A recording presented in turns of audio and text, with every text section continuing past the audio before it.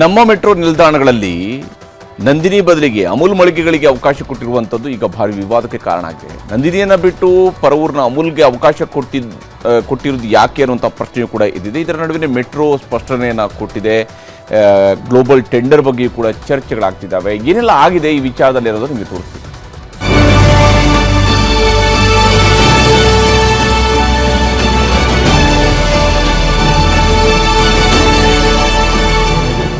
ನಂದಿನಿ ಕರುನಾಡಿನ ಹೆಮ್ಮೆ, ಬಡ ರೈತರ ಪಾಲಿನ ಬಂಧು, ತಿರುಪತಿ ತಿಮ್ಮಪ್ಪನ ಲಡ್ಡು ಮೂಲಕ ಜಗತ್ತಿಗೆ ತನ್ನ ಸ್ವಾದ ಹಂಚುತ್ತಿರೋ ನಂಬಿಕೆಯ ಬ್ರ್ಯಾಂಡ್. ಆದ್ರೆ ನಮ್ಮ ಮೆಟ್ರೋದಲ್ಲಿ ಗುಜರಾತ್ನ ಅಮೂಲ್ಗೆ ಅವಕಾಶ ಕೊಟ್ಟು ನಂದಿನಿ ಬ್ರ್ಯಾಂಡ್ ಕೈಬಿಟ್ಟಿರೋದು ಕೋಲಾಹಲಕ್ಕೆ ಕಾರಣವಾಗಿದೆ.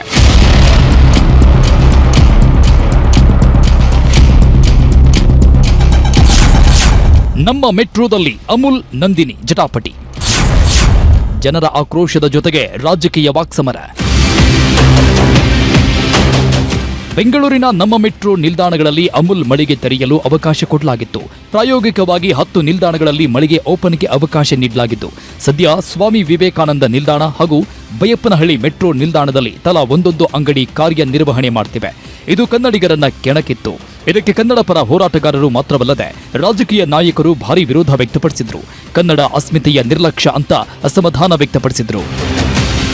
ಇದು ಇವತ್ತು ನಂದಿನಿ ಬ್ರ್ಯಾಂಡು ದೆಹಲಿನಲ್ಲಿ ಮಾರಾಟ ಮಾಡ್ತಾ ಇದ್ದಾರೆ. ದೆಹಲಿನಲ್ಲಿ ಮಳಿಗೆಗಳಿದೆ. ಅದರಿಂದ ನಮ್ಮಲ್ಲೇ ಇರಬೇಕಾದ್ರೆ ಇದಕ್ಕೇನೆ ಪ್ರಮೋಟ್ ಮಾಡಬೇಕು. ಯಾವಾಗ್ಲೂ ವೋಕಲ್ ಫಾರ್ ಲೋಕಲ್. ಬಹುಶಃ ನಂದಿನಿಗಾಗಿಯೇ ಮೀಸಲಿಟ್ಟಿದ್ರೆ ಮಳಿಗೆಗಳನ್ನ, ಆಗ ಅವಕಾಶ ಸಿಕ್ತಿತ್ತು. ಈಗಲಾದ್ರೂ ಅಷ್ಟೇನೆ ರಾಜ್ಯ ಸರ್ಕಾರ ಮತ್ತು BMRC ಆ ಚಿಂತನೆ ಮಾಡಲಿ. ಎಲ್ಲೆಲ್ಲಿ ಅಮೂಲಿಗೆ ಮಳಿಗೆ ಕೊಟ್ಟಿದ್ದೀರಿ ಅಲ್ಲಿ ನಂದಿನಿಗೂ ಒಂದು ಮಳಿಗೆಯನ್ನು ಮೀಸಲಿಟ್ಬಿಡಿ. ಆಗ ನಂದಿನಿಯೂ ಇರುತ್ತೆ, ಅಮೂಲು ಇರುತ್ತೆ. ನಂದಿನಿ ಬ್ರ್ಯಾಂಡ್ ಹೆಸರನ್ನ ಚುನಾವಣಾ ಪ್ರಚಾರಕ್ಕೆ ಬಳಸಿಕೊಂಡಿದ್ದ ಕಾಂಗ್ರೆಸ್ ಅಧಿಕಾರಕ್ಕೆ ಬಂದ ಮೇಲೆ ಬ್ರ್ಯಾಂಡ್ ಅನ್ನ ಸರ್ವನಾಶ ಮಾಡಲು ಹೊರಟಿದೆ ಅಂತ ಅಶೋಕ್ ಎಕ್ಸ್ನಲ್ಲಿ ಕುಟುಕಿದ್ರು. ಇನ್ನು ಈ ಬಗ್ಗೆ ಸ್ಪಷ್ಟನೆ ಕೊಟ್ಟ DCM DK ಶಿವಕುಮಾರ್, BMRCLನಿಂದ ಮಳಿಗೆ ತೆರೆಯಲು ಗ್ಲೋಬಲ್ ಟೆಂಡರ್ ಕರೆಯಲಾಗಿತ್ತು. ಟೆಂಡರ್ನಲ್ಲಿ KMF ಪಾಲ್ಗೊಂಡೇ ಇಲ್ಲ. ಹೀಗಾಗಿ ಅಮೂಲ್ಗೆ ಮಳಿಗೆ ಸಿಕ್ಕಿವೆ ಅಂತ ಸಬೂಬು ಕೊಟ್ರು. ಅಮೂಲ್ ಅವರು ನಮಗೊಂದಷ್ಟು ಅಂಗಡಿ ಬೇಕು ಅಂತ ಹಾಕಿದ್ರು. ಅಂಗಡಿ ಬೇಕು ಅಂತ ಹಾಕಿದಾಗ ಕೊನೆಗೆ 10 ಕಡೆ ಬೇಕು ಅಂತ ಅವರು ಅರ್ಜಿ ಹಾಕಿದರು. ಸೊ ಅದಕ್ಕೆ ಇವರು ನಮ್ಮ KMF ಅವರು ಅರ್ಜಿ ಹಾಕಿಲ್ಲ.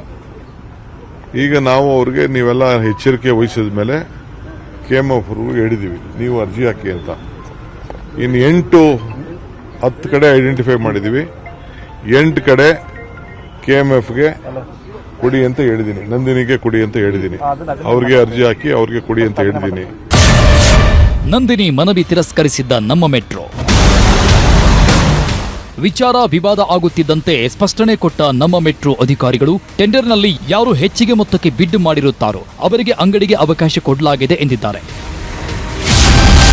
ಭಾರೀ ಚರ್ಚೆ ಬಳಿಕ ವಿವಾದಕ್ಕೆ ತೆರೆ.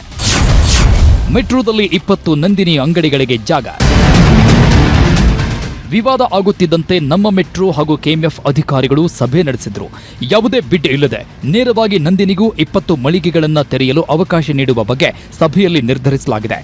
ಒಟ್ಟಾರೆ ಕನ್ನಡ ಅಸ್ಮಿತೆ ವಿಚಾರದಲ್ಲಿ ಸದಾ ಜಾಗರೂಕತೆಯಿಂದ ಇರಬೇಕು. ಅದನ್ನು ಬಿಟ್ಟು ಅನರ್ಥಕ್ಕೆ ಅವಕಾಶ ಕೊಟ್ಟು ಮತ್ತೆ ಸರಿಪಡಿಸಿಕೊಳ್ಳೋ ಚಾಳಿ ಅಂತ್ಯವಾಗಬೇಕು. ಆಶಿಕ್ ಮುಲ್ಕಿ, ನ್ಯೂಸ್ 18.